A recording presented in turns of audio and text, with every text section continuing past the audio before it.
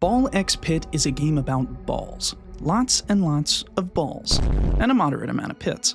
It's a game about expanding your town into an empire, all to harbor these freaky little dudes. It's a game about crazy synergies and secret upgrades. It's a game that's kind of like one of those mobile games, you know, the ones where they're really bad on purpose in the ads, so you're just like, damn man, like Jesus, just go to the fucking... Okay, it's like if you took one of those games, gave it much more refined gameplay, a sick visual aesthetic, a proper upgrade system with some Vampire Survivor flair, and an absolute banging soundtrack. Ooh, that is tasty. To 100% Ball X Pit, I'll need to slay 100,000 enemies, build a beautifully blocky town, beat every single level with every single character, from a juggler to Sisyphus himself, craft many secret special balls, conquer the void, and find every entry in the illustrious Ball Encyclopedia, the Ballpedia, if you will. So sit back, relax, as I 100% Ball X Pit. Booting it up, I head into a new game and see this beautiful tower. It's quite nice, isn't it? Very large and circular, and look, there's a rainbow in the background, and oh no. Oh shit. A pit is all that remains. Dude, this is awesome. Now treasure seekers flock to explore the depths. Yeah, so that was the story. Pretty much all of it. We got the Tower of Balbalon, it seems Ball God has smoted us, and now we're jumping straight in as an adventurer, venturing down into the pit to find some lovely jubbly treasure. I'll be honest, this game is a bit of a departure from the games I've previously played. It's a little more of a brain turns off, numbers get big kind of game, but I still had a lot of fun with it. Anyway, this game quickly tells me how to move, how to shoot, and that collecting gems will increase my XP. And as I'm gathering my bearings, my ball bearings, a horde of skeleton lads begin their assault from the top of the screen. I'm warned I'll get hurt if enemies get too close or reach the bottom, and to stop them, I must hit them with my red spiky ball. After collecting enough gems, I level up and am introduced to my ball-throwing gentleman. He seems to be some sort of knight fella, and he's got 6 stats. Endurance, which affects HP, Strength, which affects base damage, Leadership, which affects baby ball count and damage, baby balls being these smaller white balls, Speed affecting movement and ball speed, Dexterity, which affects crit chance and fire rate, and Intelligence, which affects AoE power, status effect power, and passive power. It seems my knight fella here is a strong bruiser type who's a bit of a slow dummy. When you level up, it increases a stat, so you get stronger as the level progresses. It also takes you to the upgrade menu, where you can grab new balls, new passive items, or upgrade something you already have from a randomly selected pool. Right now we have a level 1 bleed ball, which inflicts stacks of bleed. The higher the stack, the more damage an enemy will take when a ball bounces off of it. Down below, we have a few options to choose from. The lightning ball, which chains damage to nearby enemies, the baby rattle, which increases the amount of baby balls you have, but at the cost of accuracy, or the ethereal cloak, which allows your balls to pass through enemies, dealing additional damage until it hits the back of the field. I decided to go for the lightning ball, and I was back to it. The game then told me I could toggle auto fire, which I ended up using for the rest of the game, and that I could control the game's speed. I set it to the slowest setting for now, just until I got used to everything, but trust me, I will not be going slow for long.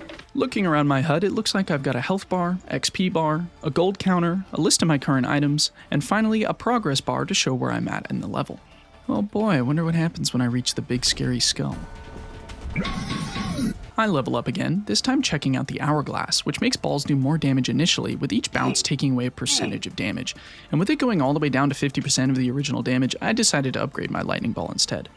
I slayed some skellies for a little longer when suddenly this appeared. Whoa. This glowing rainbow thing is a fusion reactor, and allows you to do a few cool things. Unfortunately, because my balls weren't high enough level yet, I could only access the fission option, which upgrades your balls and items a random amount. Using it, my balls were now at max level. Soon enough, I level up again, this time checking out the turret item, which shoots a baby ball every so often, the crown of thorns, which kills 2 enemies nearby whenever you get hit, and the vampire ball, which has a chance to heal you on hit.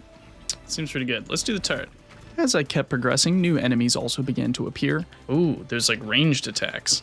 We getting more complex. And the game clocked my shit. Just so you know, you have autofire enabled, so you automatically fire without pressing a button. Oh, I see. It's telling me I'm dumb. Before long, another fusion reactor appeared, and I was introduced to one of the central mechanics of this game. Fusion. Whoa! Fusion is a simple concept, but its application is what makes this game truly unique. Essentially, when fusing 2 balls together, it takes the properties of both balls and layers them on top of each other. Figuring out powerful ball combinations is this game's bread and butter, and kind of a necessity later down the line when you're trying to beat some of the tougher levels. For now, I combined my lightning and bleed ball, which meant whenever the lightning spread to other enemies, it would also inflict the bleed status. Doing this also got me my first achievement. With my powerful new ball, I quickly upgraded again, this time choosing between the ever-flowing goblet, which allows me to heal past max health, the stone effigy, which spawns a stone knight dude every so often, and the sapphire hilted dagger, which increases crit chance when hitting enemies specifically from the left side. Side note, there are quite a few items and balls in this game, so my general plan is to cover them as they appear. Don't worry, I won't be constantly repeating their effects or anything, but I will be mentioning whenever they have cool interactions or combos together. Anyway, I decided to go with the stone effigy this time, and soon enough I had a stony friend boogieing his way up the battlefield.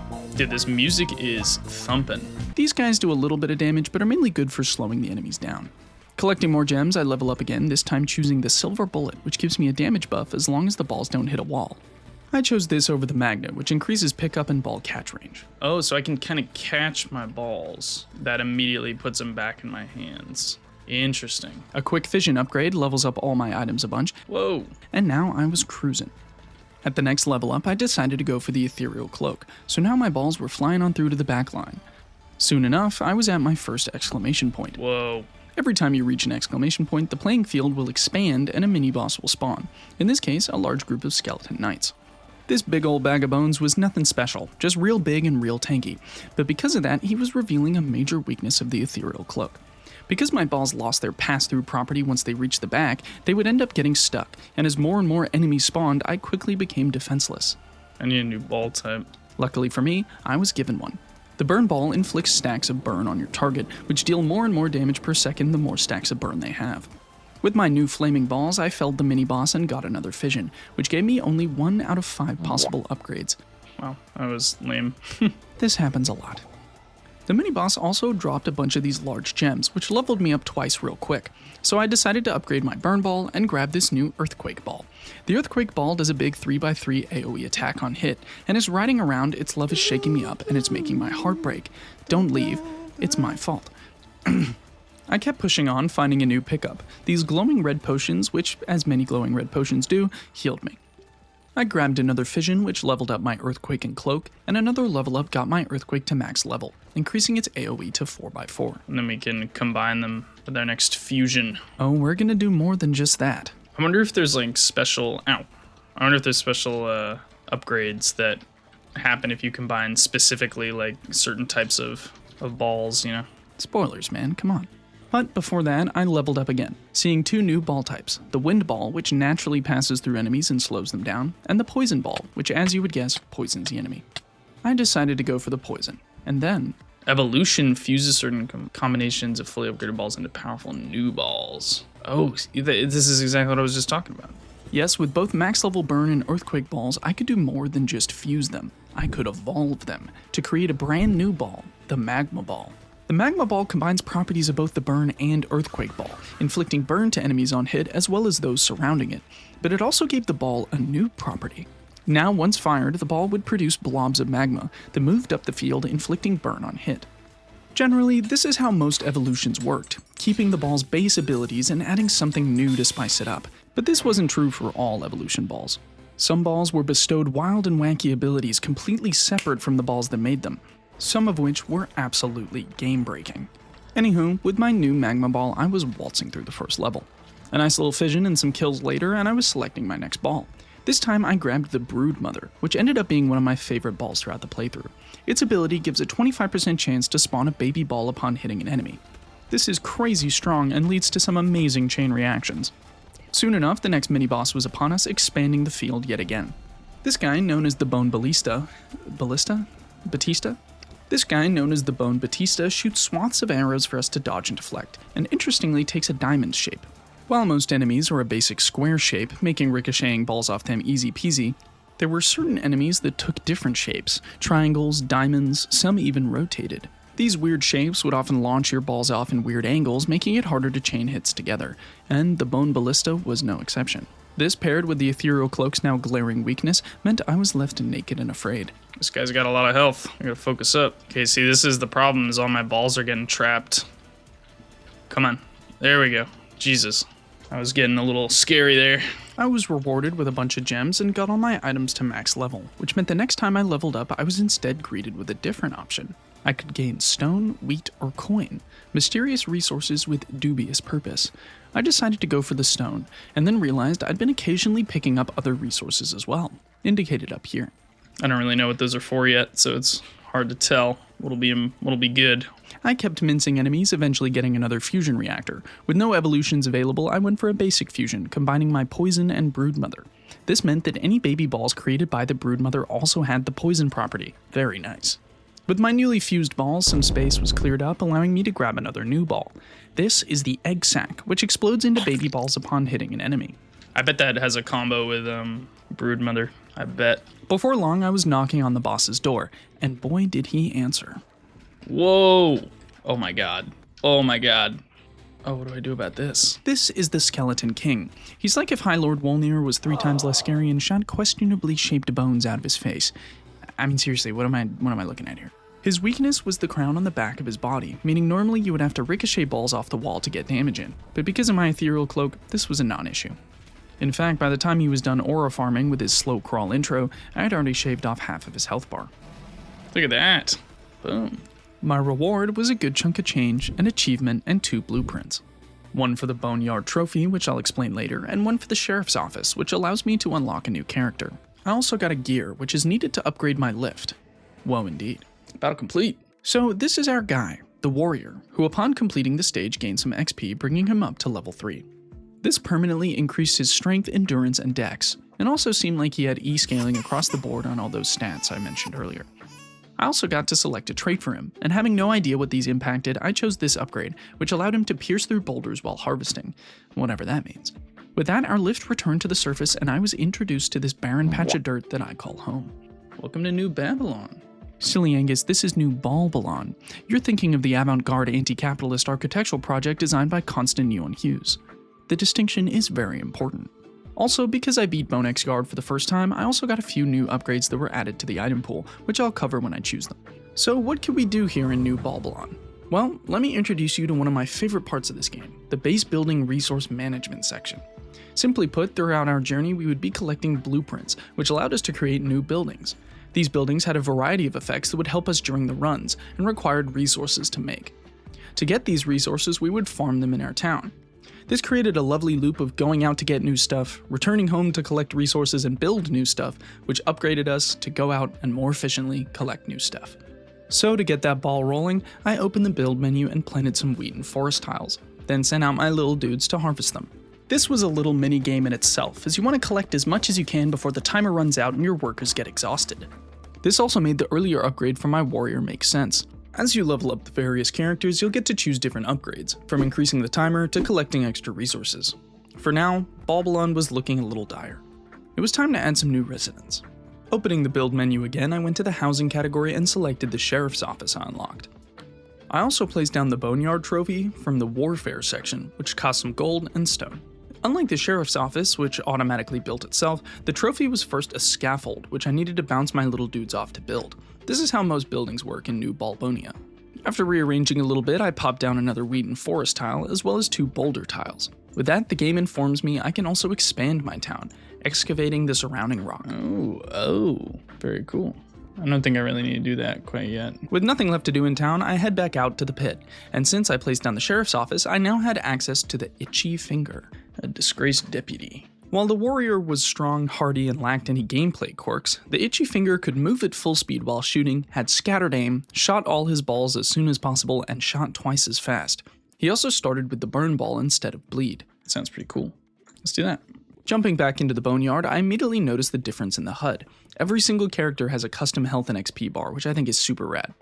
For my first level up, I picked Earthquake to add some extra damage and crowd control, and this new pressure valve item which exploded enemies on death for some tasty chain reactions. Oh my god, that's so good. Oh my god, it's so beautiful. Next, I grabbed a Ghost Ball, which simply passes through enemies. I mean, that's very useful. And things were going swimmingly. I got my first field clear, which netted me some bonus gold, got squished by a falling enemy, evolved my burn and earthquake into a magma ball, and grabbed this new dark ball that I unlocked earlier. The dark ball did fat damage with a huge multiplier, but was immediately destroyed upon hitting an enemy. Which is gonna be great for the bosses and stuff. Speaking of, midway through the fight I grabbed this rubber headband item, which increases the speed of my balls with each bounce. I feel like half the sentences I say throughout this playthrough can be taken out of context. Anyway, this item is an all-time fave. If you manage to get a ball in the back or in between some enemies, it'll accelerate to crazy speeds, doing massive damage. Finally, I cleared the bone pile and grabbed a laser ball. We gotta do that. Yes, the laser horizontal ball damaged all enemies in the same row on a hit. Okay, laser ball is so sick. What the hell? I'm really hoping Dark and Ghost combine. Spoilers yet again. Yes. Yes. With my next fusion reactor, I evolved my Dark and Ghost into a phantom ball, which curses the enemies on hit. Cursed enemies take a massive amount of damage after being hit a certain number of times. Next, I grabbed Midnight Oil, which caused my balls to ignite upon hitting flaming enemies, dealing extra damage. Dude, we are mincing. On my next upgrade, I tried re-rolling my options, finding a new Iron Ball, which moves slower but deals double damage. This paired with my rubber headband pretty much nullified the slowness effect, so big win for Ango. Oh, dude, I feel like our single target damage is going to be so strong that this boss really is going to be fucked.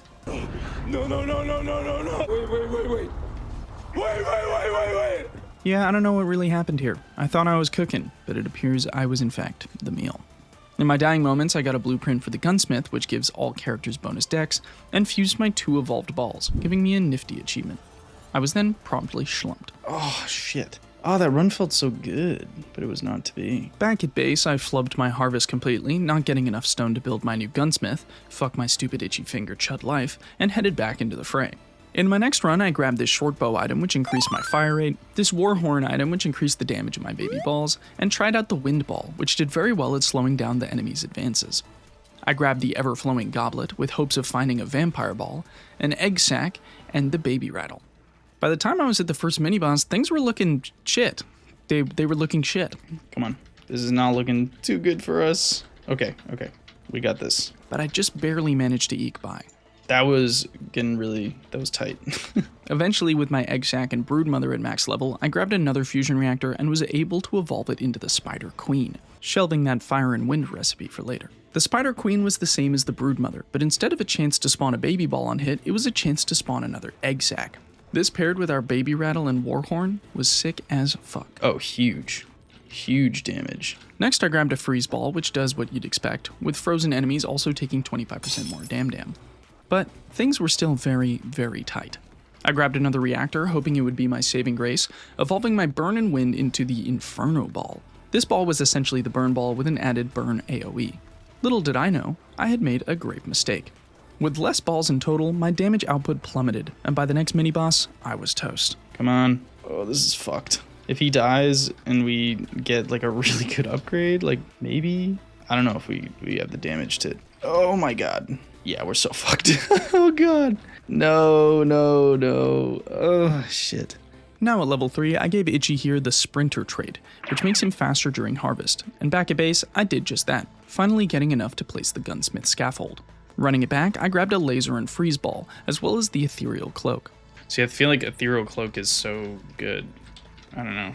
It's hard to beat that. I picked up Midnight Oil again. How can we sleep when our beds are burning? A new item, Bottled Tornado, which spawns baby balls whenever I caught one of my own balls. And with all my items, I was feeling confident. I don't think this is going to be a problem. I was wrong. Okay, see, this is an issue. I can't kill him. Oh! Ow! What do I do? Oh, I'm... Okay. Holy shit. Barely scraping by yet again, I grabbed a Haunted House blueprint, a vampire ball, and a new item, the Ruby Hilted Dagger. This increased crit chance when hitting the back of enemies, and with my ethereal cloak, this was really good. Another fusion reactor gave me some new evolution options, and I went with the burn and freeze combo. This ball was called the Frozen Flame, and it kinda sucked. It added a new effect called Frostburn, which is just a slightly stronger burn, and while it keeps the 25% damage up from freeze, it gets rid of the actual freezing property, so it's kinda cheeks. By the next mini-boss, I had added an iron ball to my set, and I was still struggling to get by. Yet again, it's like our balls are getting trapped in the back. Can't really do much. Oh god. Please die. No, all our balls. Please die. Oh my god. With that close call, I grabbed the Clinic Blueprint, which buffs endurance, and fused my Vampire and Frozen Flame in hopes of increasing my healing. I find a new ball, Laser Vertical, which I hypothesize may fuse with our other laser. Oh, they can definitely fuse. We just gotta survive to get there. Okay, these guys take so long to die. Please, for the love of God. Luckily, I did in fact survive long enough and evolved my lasers into the Holy Laser, which shot lasers horizontally and vertically at the same time. Oh, it's beautiful. After some more struggling, I finally made it back to the Skeleton King. See, like, this boss fight I'm not too scared about. I feel... Ow. Okay, well, that's embarrassing. Oh, yeah, we are chilling. Oh, okay. I need to stop talking. And sent him back to the grave, no problem. Dunzo. My reward was the cozy home, the barracks, which buffed strength, and another gear for the lift. Itchy got to level 4 as well, which meant every 10 enemies I killed would give me an extra buck. Very cool. Now at 2 gears, I could upgrade my lift, allowing me to access the next area, Snowy X Shores. But before that, I wanted to build some more stuff. Unfortunately, back in New Balbalon, I was having a bit of a lumber problem. So I decided to expand a bit and place down some more resource tiles. After a good harvest, I had enough to build the haunted house, so I did, rearranging a little in the process. At this point, I had to go to work, and by the time I came back, my fields had regrown and I was ready to harvest again. Now I had enough for the barracks and the clinic, so I popped those down as well. With my town slowly filling out, it was time to head back down into the pit, and my next stop was Snowy X Shores. How a frozen icy tundra fits in this pit, I have no idea, but this area was home to some new baddies. These horned yeti snow demon guys were our next batch of ball fodder, with some hurling freezing icicles and others with snowy shields blocking damage from specific directions. The enemies also started forming these stacked towers, making them extra tanky. Whoa! It's layered. It's like a whole town. Whole village of guys up there. Besides that, Snowy X Shores was also home to our first regional floor hazard, with these icy spots slip-sliding you all over the place. For my first crack at it, I took the warrior out for a spin. An early set of good AoE laser balls and a ruby dagger along with my new emerald dagger, which increases crits from the right side, meant waddling up to the first mini-boss was a breeze. This fuzzball's gimmick was his ice shield, making him immune to damage from the front. So, after many side attacks... Come on, I need you to break. Please, come on, man. I'm asking nicely, man. Oh, here it comes. Ow. I managed to defeat him, and was rewarded with the veteran's hut. I also picked up this diamond hilted dagger, which increases crit chance from the front. At this point, I had noticed the similarity of these items, and with my vampire survivor knowledge, I had a bit of an inkling what might happen if I collected all of them. Next, I evolved my vampire and bleed ball into the vampire lord ball, which inflicts bleed on hit, and when hitting an enemy with lots of bleed stacks, it will consume them and guarantee a heal. Very nice. I kept up my march for a little longer, evolving my lasers into the holy laser ball. Please die. Please die. Please die. Ow. We're definitely on the back foot here. Not all is lost. And yet again, I made the mistake of condensing my damage a little too much. Backed into a corner like that, you'd think I'd grab another ball upgrade and try to salvage this run, but... Fuck it. Now you're probably thinking, this was a doo-doo brain dumbass move, but somehow, past Angus knew ball. See what I did there? Okay, this build is somehow working. Because the holy lasers also inflicted the bleed status, and had the effect of the vampire lord, I was starting to heal like crazy. So, facing down the next mini-boss, the Icebound Howler, who threw icicles out in all directions, I just barely managed to make it through. We're fucked, we're so fucked, we're so fucked. Okay. This is the run that could, the little run that could. And it did. Eventually, I ran into another fusion reactor, and with all my daggers at max level, it was time. Oh, shit. Oh, yeah. The Deadeye's Cross was certainly a tough item to get, but it was well worth it, increasing my crit chance all the way to 60%, with even more with each upgrade. I also got an achievement for it. Okay, this run may have just been saved. This turned around so fast. I don't know how this happened. I kept fighting tooth and nail until eventually I made it to this area's final boss. What is this now? Whoa. This was the Icebound Queen, but unfortunately for her, I was the crit king. You're done. Oh, you're done now. Oh my god, did that kill me? No! Are you joking? Oh god. Oh, that sucks so bad. Nay, I was not the crit king, but a lowly cell serf. Yes, this was a brutal death. The Icebound Queen is certainly not a boss to be trifled with. With these 4 ice shields, the queen makes it hard to get balls through to do damage. And switching between a few moves, from icicles to shield spamming, there is literally walls of shit between you and her at all times. And then there's this move. This fucking move. It covers half the field, is super tough to dodge with low speed stats, and does hella damage. Maybe I'm just coping, but this is the boss I had the most trouble with for the entire game. Even after leveling up a bunch and coming back, it still kicked my ass a few times. Anyway. Oh, I can't believe I biffed it right at the end. That's embarrassing. Back at base, I built the veteran's hut and sent my lads out to do some more harvesting. I jumped back in with Itchy this time, starting out with some burn, wind, and iron, and decided to go for the cloak yet again. Ethereal cloak, is it the move? I think it is. I think it is. I think it always is. It seems really good. This guy's gonna kill me. Yep. Damn. Okay, the cloak actually fucked me that time. After that embarrassing defeat, I harvested again, finally finishing the barracks, gunsmith, and clinic, and learned that most buildings could be upgraded to increase their bonuses. I then rearranged, bringing my building projects closer to the front and placing the cozy home scaffold down as well. With that out of the way, I went back out hungry for revenge, but alas, I bit off more than I could chew. Huge damage. Yep. Shit, okay, this is getting a little scary here. Oh no. This is bad. I don't know if I can out-heal this. Oh, shit. Damn, that just got away from me so quickly. I don't know how that happened. Do not worry, sweet Angus, for I will tell you. When a mini-boss arrives, not only is it a tough enemy, but it expands the playing field. As such, more enemies spawn, and as such, you die. Pretty simple, really. Luckily, it wasn't all for naught, as upon defeating the first mini-boss, I did get the farm blueprint. This allowed me to automatically farm wheat in a surrounding area. Very, very useful. On my next harvest, I finished the haunted house, giving me the Repentant, who was a sorrowful specimen filled with regret. You know who else is a sorrowful specimen filled with regret? You. If you don't like and subscribe. If you like my vibe and want to see more content like this, it really helps the channel out. Alright, shameless self-plug over. Though the Repentant is a depressed loser chud, he is also a beast, starting with freeze and doing 5% more damage every time his balls bounce. Not only that, but his balls return to him as soon as they hit the back wall, damaging enemies as they pass through them. This ability can sometimes be bad as it doesn't allow you to create a bounce chamber of doom in the back, but it also has some awesome synergies that I'll show you later. Interesting. So it's like a whole different kind of playstyle. That's really cool. Wanting to try him out, I take him for a spin at the boneyard and immediately grab a new upgrade, the Frozen Spike, which emits a chill to nearby enemies when one is frozen.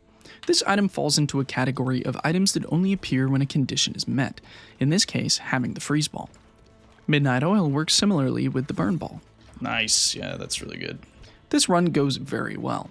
I evolved my Ghost and Freeze Ball into a Wraith Ball, which passes through enemies, freezing them as it goes. This combined with the Frozen Spike is absolutely busted. And once I grab the Ethereal Cloak and the Lightning Ball, it's curtains. I'm literally just bullying this guy. I mean, bro. Dude, the boss is gonna die in like 2 fucking seconds. He doesn't stand a chance.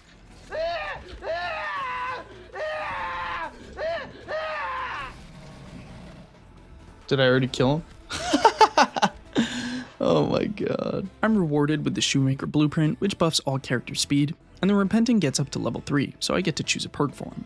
Back at base, I realize when you upgrade something, it needs to be built again. Oh, I see. And I finally set up a little farming situation out to the left. Feeling strong from my last run, I take the Repentant to Snowy X Shores, where I evolve my Freeze and Wind Ball into the Blizzard Ball, which totes an ice-cold aura with guaranteed freeze. Oh, it's so good. But it's not enough. Oh, this is bad. Can you please die? Please? Please? You're kidding. You're kidding! That's crazy. I should have focused him a lot harder. At base, I realize I'm not making a lot of progress on finishing these builds, so I create a little bounce chamber up front to speed things along. With that, I finish the upgraded barracks and gunsmith, the veteran's hut, which unlocks the embedded, and the cozy home, which unlocks the co-inhabitants. This mummy-wrapped lad is the aforementioned embedded, who starts with a poison ball and pierces enemies until his balls hit a wall. And this freaky couple who spied you from across the bar and thinks you're cute are the co-inhabitants. Our American Gothic duo offer a really neat playstyle, launching a mirrored ball in the opposite direction of your main balls, with all balls dealing half damage. This creates a ton of AoE potential and synergizes well with balls and items that have an on-hit effect, such as the Broodmother. I decided to give the battle-hardened embedded a shot in the boneyard, and he had a pretty pitiful showing. As far as new things go, I grabbed this Fleet Feet item, which increases movement speed and allows you to move at max speed while shooting, the Reacher's Spear, which increases critical hit chance while hitting enemies in the same column as you, and the Magic Staff, which increases AoE damage. I made it through the first mini-boss no sweat, finding the Schoolhouse Blueprint, which increases intelligence for all characters, and fused my Poison and Bleed Ball into a Virus Ball, which inflicts stacks of disease. Diseased enemies take damage per second and also have a chance of spreading that disease to other enemies. It's a little underwhelming, like that amount of damage. Doesn't seem like a lot. Yeah, I was not impressed with my newly diseased balls. My disgusting diseased balls were honestly not worth it. A little later, I combined a vampire ball and an egg sac to create a mosquito swarm, which explodes on impact, sending mosquitoes out onto the field. If those mosquitoes happen to kill an enemy, it heals me. Unlike my sick, nasty, diseased balls, this was quite good. Unfortunately, much like the failings of the ethereal cloak, the embedded's natural ability often left my balls stuck in the back of the field, leaving me powerless to deal with greater threats. The second mini-boss was one such thing, and quickly smushed me. Okay, this is not good. Damn! Oh man, that sucks. In the aftermath, I built the school and finally finished a bunch of building projects, as well as the Boneyard Trophy, which got me an achievement. With the farm now complete, I could set up an automatic wheat collector, which required me to place one of my little freaks inside. I chose the co-inhabitants because, it just makes sense. Speaking of the lovely couple, it was time to take them into the bone zone, the boneyard, and honestly, they struggled to get it up. Hey, 1 in 3 men. Early on, I got the bandage roll item, which spawned baby balls every time I was healed, and I evolved my vampire and broodmother into the Mosquito King. This ball is great, spawning a mosquito on every hit, with those mosquitoes working the same way as they did for the mosquito swarm. This paired with my bandage seemed like a surefire winning combo. I quickly took out the first mini-boss and was rewarded with the Consulate Blueprint, a building which increased all characters' leadership stat. On top of my Mosquito King, I also evolved a Freeze and Earthquake Ball into a Glacier Ball, which is kinda just a Freeze reskin of the Magma Ball, with Magma Blobs swapped for Ice Spikes and the Burn Effect swapped for Freeze. But despite my 2 evolved balls, I just barely made it past the Bone Ballista, and was quickly overwhelmed. If I can just out-heal it, we can survive. Oh my god, I don't know if this is gonna work. Oh shit. Fuck. Yeah, no, it's over. Back at base, I blew off some steam, scything the fields and rearranging everything once again. Get used to this because I do it a lot. Next, I decided to give the embedded another chance, this time finding another conditional item, the Cursed Elixir. This item gave a 10% chance for poisoned enemies to come back from the dead as allied zombies. I also evolved my Poison and Wind into a Noxious Ball, which added a poison aura to the ball. By now I'm sure you've noticed the pattern that most wind evolutions just add an AoE aura type effect. Still cool though. I trucked on, but despite my undead friend's awesome power and my noxious balls, I yet again fell to the Bone Ballista. It seemed this mini-boss was a wall I hadn't quite figured out how to break yet. But damn, I was gonna keep bashing my head into it anyway. Shit, we're fucked. Fuck, dude. That boss is really hard to get past. I did get the last blueprint though, which was for the Exorcist. Once built, this would allow me to banish upgrades I didn't want. Very useful. Side note, that past run also probably failed because I made the tragic mistake of fusing my Lightning and Dark Ball. This added the extra damage multiplier of the Dark to the Lightning, but it also added the one-time hit property as well. This took away a ton of AoE damage, which left me pretty vulnerable. Truly, not all fusions are created equal. Thank you! Back in New Babylon, I finished upgrading my farm and building the consulate. My town was really starting to come together. I ripped another embedded run, this time grabbing the upturned hatchet, which did 80% more damage once I hit the back of the field, with a 20% damage reduction otherwise. I figured this would pair extremely well with the embedded's piercing ability, and I was right. By the end of the run, a lightning-fused vampire lord ball meant I was consistently doing big damage and getting big heals. With my final ball choice being the laser, my crowd control was on point. Yet again, my piercing ability made the Skeleton King look like a joke, and soon enough I had my first embedded win under my belt. Thanks to this win, the embedded reached level 4, giving his hut a new ability. It would now give extra XP to nearby residents. Very tasty. In fact, when you reached level 4 with any character, you would get a new ability added to the residential building. These sorts of abilities added a really fun element to the base management, as you tried to stack everything in a way that gave the most optimal bonuses. Honestly, the base management was a highlight of this game for me. I loved watching New Balbonia go from a hole in the ground to a flourishing megalopolis. With my farm now chugging along, I had plenty of wheat to spend, so I upgraded a few buildings and did a little harvesting. After that, I get boneyard with this guy. During this run, I gave the Eye of the Beholder a go, which gives you a chance to dodge incoming enemy attacks. And I also grabbed 2 new evolutions. The first was the Leech Ball, combining Broodmother and Bleed. This ball attached leeches on hit, with these leeches adding a stack of bleed per second. This very quickly maxed out our bleed damage. The second was the Soul Sucker Ball, combining Ghost and Vampire, which passed through enemies and had a chance to heal us as well as lowering the enemy's attack as it did. I mean, we're healing a ton more, but we probably just decreased our damage output by quite a lot. Right you are, Angus. Oh, this is so bad. Taking so much damage. I don't know how we are still alive, to be honest. Wow. Okay, that single target damage is crazy. I think I'm both simultaneously like dodging attacks, healing. I don't know what the hell's going on. It's working somehow. Oh, there's no way. Fuck.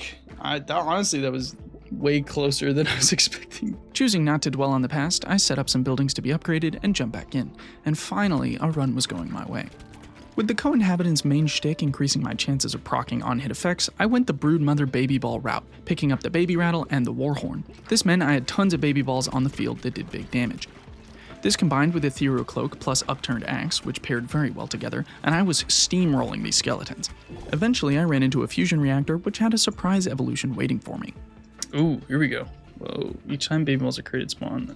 Wow. The Baby Rattle and the Warhorn evolved into the Cornucopia, which meant every time Baby Balls were created, additional Baby Balls were created as well. Now this, combined with a double Broodmother, whew! And then it gets trapped in the bag, and then it's just going cuckoo crazy. I dubbed this combo Baby Shower, and used it frequently over my playthrough. Interesting thing to note, when combining Baby Rattle and Warhorn into Cornucopia, you do lose the individual effects of these items, but honestly the comboed effect is well worth it. With this busted ass combo and a bottle tornado to boot, I took down the Skeleton King no problem. How do I dodge this guy? Like, this sucks. Okay, maybe a little problem. With the co-inhabitants reaching level 4, their building also got the added bonus of harvesting surrounding forest tiles, so back at home I moved some things around to accommodate. Riding the high of the last run, I decided to take on Snowy Shores yet again, this time with the Repentant. Very early on, I got the Ethereal Cloak and the Ice Spike, which are a top-tier combination for the Repentant, and I tried out the Breastplate, which reduced incoming damage. I'm gonna take that just because we've never taken it before. Yeah, this item kinda sucked. I usually don't take it. After the first mini-boss fell, Oh, thank God. I got a new evolution, the Freeze Ray, which emits a laser on hit with a chance to freeze. This was big AoE damage, and while the chance to freeze was low, it also froze for a very long time compared to other freeze evolutions, which was quite nice. With my Vampire Ball keeping me alive, I kept making my way to the final boss. Soon the second mini-boss was down, where I picked up the Alchemist blueprint. Once built, this would allow me to increase my character's endurance scaling, and boil my own piss to make gold. Very handy. Before I knew it, I was at the boss, with a Freeze Ray, Vampire Lord, and Glacier Ball at my disposal. After a quick snafu, Oh, my God.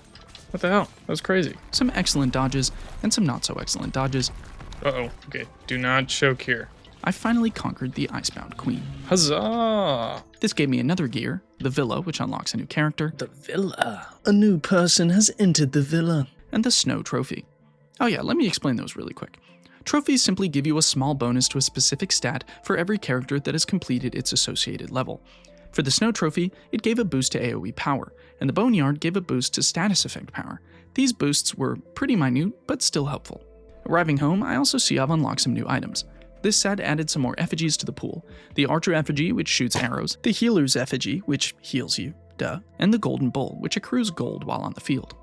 Next, our town was looking a little cramped, so it was time to expand. Shooting outright, I popped down my new trophy, the Villa, and the Alchemist. I then did a quick rearrange in hopes of hitting all the scaffolds and shat the bed big time. Oh well, we'll get him next time. Back on the Snowy Shores, this time with my good pal Itchy, I picked up a Lightning Freeze and Iron Ball. By the time I grabbed a fusion reactor, I had 2 new evolutions to choose from. I wonder what that could be. Deciding to go for this mysterious looking one first, I combined the Lightning and the Iron Ball to create the Lightning Rod Ball. This ball was epic, planting a lightning rod onto the enemies it hits, dealing lightning damage to it and neighboring enemies every couple of seconds. Next, I picked up the Healer's effigy to give it a try, which definitely helped keep me alive.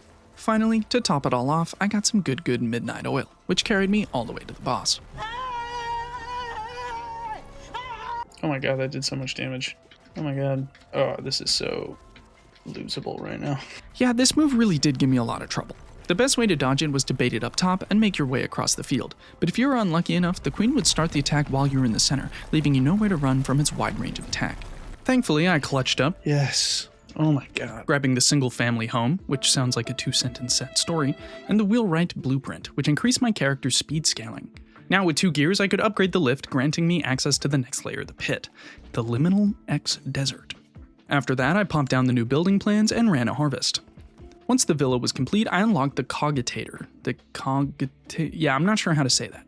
This guy starts with a vertical laser ball and automatically chooses your upgrades for you. Honestly, I'm not sure how I feel about this guy. On one hand, it kinda sucks that he just takes away some of our agency as a player. I mean, half the fun of this game is building cool ball combos, and this dude just takes that concept and throws it in the trash. On the other hand, it's also a fun challenge to watch him choose these awful item and ball combos and still try to beat the level anyway. so I decided to give him a go on the snowy shores. Wait, so this guy's just full RNG. I mean, that seems kind of crazy. Like, how are you meant to win with this guy if he's just choosing this shit for you? Huh, I guess like that. Good word, cogitator. Throughout this run, the Cognitator Todd was also kind enough to show me some evolution recipes as well. First was the radiation beam ball, made with poison and laser, which emitted its titular radiation beams. These inflicted a stack of radiation, which increased damage from all sources by 10% per stack, which is really, really good. Second was the Assassin Ball, which passed through enemies from the front but not from the back, and dealt 30% more damage with backstabs. This is extremely powerful when paired with something like the ruby-hilted dagger, which he had also chosen. Honestly, the strength of this combination made me think that maybe the Cognitator was a brilliant philosopher and intentionally chose items that synergized well together. Like, I wonder if he always plays, like, most optimally, you know? That's like, if that can even be coded in, you know? But then he would always go and choose some useless shit later on, which made me change my mind. Oh, you chose such a bad upgrade, man. Anyway, with that win, I also collected the University, which increased intelligent scaling, and the Lumberyard, which, like the farm, allowed for autonomous timber collection.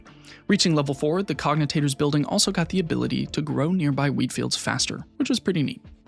With those new buildings in mind, I expanded out New Ball City once again and began to separate buildings out into districts. Up in the top left, I kept all the stat-related buildings. In the top right, all the character buildings were neatly collected around the Veterans Hut for extra HP. In the top middle, the co-inhabitants' house collected wood. In the lower middle, the farm plowed away at some wheat. And finally, in the lower left, the new lumberyard chopped at the nearby forest tiles. I also made sure to keep scaffolds close to the sides to allow for optimal building during harvests. Look how beautiful town. Doesn't it look good? Yes, I was quite proud of my city, and now it was time to go provide for it.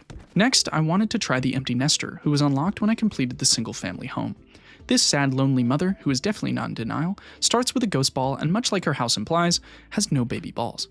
Instead, she fires multiple instances of her special balls.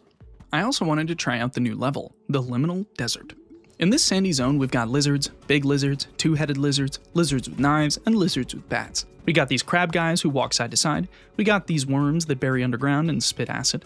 We got these locusts that shoot giant laser beams, these cobras that shift between a square and a diamond shape, and don't forget these owls that are constantly rotating for added chaos. And for our regional hazard, the desert had some quicksand to slow you right down. As you can see, compared to the last level, things were starting to get a little more complex. Whoa! Got like a freaking laser beam? Oh, these guys move too. Alright, this is getting interesting. Oh, the music, bro. Yeah, this area also had a banging soundtrack. Honestly, this ain't going so bad. Boss time. Easy. You're tiny. Why are you so small? Much like many other runs, this run was going well until it wasn't. Early on, I tried to build the Deadeye Cross, which means I was re-rolling a ton. Not a good move. The first mini-boss went down easy, being just a big laser locust, and by the second boss, I had also evolved a new ball. The Storm Ball, which is lightning and wind, followed the same wind format of adding a lightning aura to the ball. Yeah! Oh, that's awesome. It was awesome. The second mini-boss was these two owl fellas, whose platforms rotated around. I managed to take out one, but as for the other one... Come on. I need my balls back. Ah! You need to die. No! You know, that went surprisingly well. Next, I wanted to run it back, this time with the Cogitator. I can't remember. I can't say it. You know what? I kind of want to do this guy, just because I feel like it's a gimme. Ah, shit. Ah! I'm gonna die. I'm gonna die. And at least he got me the military academy, I guess. At this point, I was feeling like I was playing well, but maybe just wasn't strong enough. Maybe we gotta do some more at-home upgrades. So I did, and got back to the grind. Because Liminal Desert seemed a little too rough for my current upgrade level, I wanted to get some Snowy Shores wins under my belt. I took the Warrior out first, and besides this new Hemorrhage Ball, combining Bleed and Iron, which consumed bleed stacks for massive damage, it was pretty uneventful. This game definitely has like a snowball type effect where, you know, if you start getting behind, you're kind of constantly on the back foot. That's tough. Yeah, I'm fully fucked. I'm so fucked. Ah, that was just not very good. That was just dumb. Bad decisions were made. Next, I took out the Empty Nester in hopes of redemption, and it went a whole lot better. This Lightning Soul Sucker Ball being the highlight. Yes. Yes. Please. Thank God. Oh my God. This got me the Stone Mill Blueprint, which was the automatic stone collector, and the Watchtower, which increased my harvest clock. Reaching level 4 on the Empty Nester's single-family home now also collected wheat automatically, so I yet again rearranged for that. After that, I took the embedded out, because he needs his walkies, yes he does. And he did so good, didn't you, boy? Didn't you? The star of this show was the Earthquake X Poison evolution, the Swamp Ball. This, like other Earth evolutions, was a magma reskin, with globs of tar instead of lava. These slowed the enemies down and inflicted poison. I also ended up fusing it with a Bleed Ball, because why the hell not? This paired with the Embedded's piercing shot made the Icepound Queen a joke. Boom. Huge. Things were now really coming along in New Bamalama Ding Dong, and I was feeling a lot stronger. It was time for another shot at the Liminal Desert. I took out my current favorite, the Repentant, and I was flying. I squashed the Laser Locust, I twisted the Owl's neck all the way around, and with a Freeze Ray Lightning Rod fusion, and of course the Ethereal Cloak, I was at the final boss in no time. Okay, here we go. Whoa! The final boss of the Liminal Desert, the Twisted Serpent, was definitely more bark than bite. This big snake pyramid had 4 stages of attack, with each layer of his body slowly being chipped away. The first was this large scatter shot of poison darts and an occasional group enemy spawn. The second, a more condensed poison dart barrage and a rotating laser attack. The third, another scatter shot and a large mouth laser attack. And finally, in the 4th stage, with all his bulk smashed away, the Twisted Serpent moved across the top of the screen firing lasers and poison dart clusters.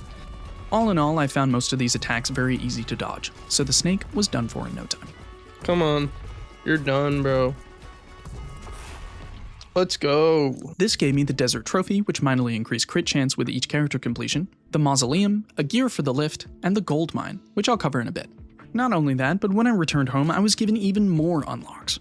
A new ball, the Light Ball, which blinds enemies on hit, giving them a 50% chance to miss their attack. The Vampiric Sword, which heals you on each kill, but damages you every time you shoot. Oh, that seems terrible. The Silver Blindfold, which increased crit chance on blind enemies. And the Deadeye's Amulet, which makes critical hits deal bonus damage. Now it was time for some major renovations. I expanded out the back, moving a bunch of forest stuff back there, and clearing some room for my newest creation. I called it Upgrade Alley. With a lot of my resource collection now being automated, I wanted to focus my harvest time on upgrading my buildings. The idea is to line all the sides with scaffolded buildings, then shoot my guys up into the alley, where they rapidly rebounded in the tight space and very quickly upgraded all my stuff. This worked extremely well. Next, I took the Embedded out to the desert. My little killer you. You're gonna kill a snake. Yes, you are. Yes, you are. And this run was phenomenal. I had a sneaky suspicion that light and dark would combo, so I grabbed them very early on. I also got the new Silver Blindfold item, which made the Light Ball even stronger. Eventually, I grabbed a fusion reactor, and the time came. It's gotta be. Here we go. Ooh, I'm excited to see what this is. And what it created was better than I could have ever expected. Flicker. Huh? This is the Flicker Ball. It works very simply. It deals damage to everyone on screen every second. Now this damage doesn't seem that impressive, but that has nothing to do with the true potential of this ball. That's kinda nuts. For now, it kinda sucked, especially because it got rid of the Silver Blindfold synergy as well. After that, I grabbed this Radiant Feather item, which increased my ball launch speed, and I kept making my way through. Eventually, I'd grabbed another Light Ball, restoring my synergy, and another fusion reactor. This time, I decided to fuse the Light and the Flicker Ball, and came to a shocking realization. Oh my god. The area of effect damage from the Flicker Ball also inflicted the status effect from the Light Ball. Wait, that is insane. What the hell? That is so unbelievably strong. I can't believe that. This is incredible. Maybe not this combination specifically, but the implications of that fusion effect as a whole Wow. If I had bleed. made this an incredibly strong ball. Combining a strong status effect ball with the flicker essentially meant that that status effect will be applied to every single enemy every single second. This is game-breakingly good. What a stupendous ability. With this busted combo, the Twisted Serpent was merely a worm beneath my feet, and an easy victory followed. Good night. I also unlocked the Archery Range, which upgrades dex scaling, the Diplomacy Hall, which upgrades leadership scaling, a Rocky Hill, and a gear, granting me access even deeper into the pit. You know, let's go check out the Fungal Forest. Let's go see what's up. Now this area was definitely one of my favorites. The soundtrack was bumping, with a kind of Cult of the Lamb vocal vibe. The enemies were also extremely creative, with mortar mushrooms, acid-spitting ants, and the standouts being this shroom boomer who shot at you every time it was hit, and these rush rooms, which accelerated its allies down the field. This meant dodging and crowd control in this level was especially important. For my first crack at it, I went with my favorite, the Repentant, and he certainly did not disappoint. A freeze ray carried me through the early game, felling the Elder Boom Shroom easily enough, and this paired with a magic wand for more AoE damage and the Soul Sucker Ball meant that the Cordyceps Queen soon followed suit. A hop, skip, and a jump later, and I was at the boss of this realm, the Shroom Swarm. Honestly, this gaggle of goobers was a total joke. They have an aerial attack, a shooty shoot attack, and they spawn some enemies in. But because each of them registered damage separately, they were extremely susceptible to AoE attacks. And AoE attacks were what I was all about. Huge. I was rewarded with the Shroom Trophy, which minorly increased HP, a gear, now needing 3 for the next level, and the Iron Fortress. Building this would give me a new character, but would also gain an effect later that was integral to my playthrough. Defeating the mini-boss earlier also netted me this blueprint, the Matchmaker. 2 characters into a run, combining what? That is crazy. That is just a crazy thing. I can't believe that. That's like game-changing. And game-changing it was, but I'll go over that in a bit. Back at home, I got a slew of new upgrades. The Clone Ball, which splits apart on hit twice, making it an excellent ball for fusions. The Wretched Onion, which provides a damaging, stinky aura to our little freaks. The Spiked Collar, which damages enemies the first time you enter their attack range. And the Protective Charm, which blocks a hit every minute or so. Oh, these are all awesome. That's all super cool. Unfortunately, I didn't have enough resources to build any of my fancy new toys, so instead I focused on building my old ones. Finishing the Mausoleum unlocked a new character, the Shade, who starts with a Dark Ball and shoots his ball from the back of the field with a high base critical chance. This makes him pair very well with backstab-related items such as the Ruby-hilted Dagger and the Assassin Ball. I also finished construction of my first gold mine, which is a very important tile. The gold mine generates gold during harvest every time a little guy bounces off of it, and requires you to station a worker down in the mine. In fact, so did the lumberyard, stone mill, and farm. When a worker is stationed at one of these tiles, they won't participate in the harvest, which leads to an interesting balancing act of automation and active collection. I then logged out to go to work, and by the time I was back, the harvest was ready to go again. Sending my little dudes out, I kept upgrading my buildings and started raking in the cash. Next, I headed to the Liminal Desert to try out the Shade, and it truly was a unique experience. What? Oh, this is so strange. I'm not gonna lie, this seems really tough. I went for the baby shower build this time around in hopes of overwhelming the backline with many balls. The Shade has incredible damage potential, but also has a severe weakness. Because he shoots from the back, if you start falling behind, it can be extremely difficult to catch up, with enemies continuing to stack on top of each other. At this point, like, how do I get this guy? How do I deal with him? How do I deal with any of these guys? However, if you don't fall behind, the damage is monstrous. I mean, that is crazy. Before long, I had picked up an egg sac and a cell ball, evolving them into the voluptuous egg sac.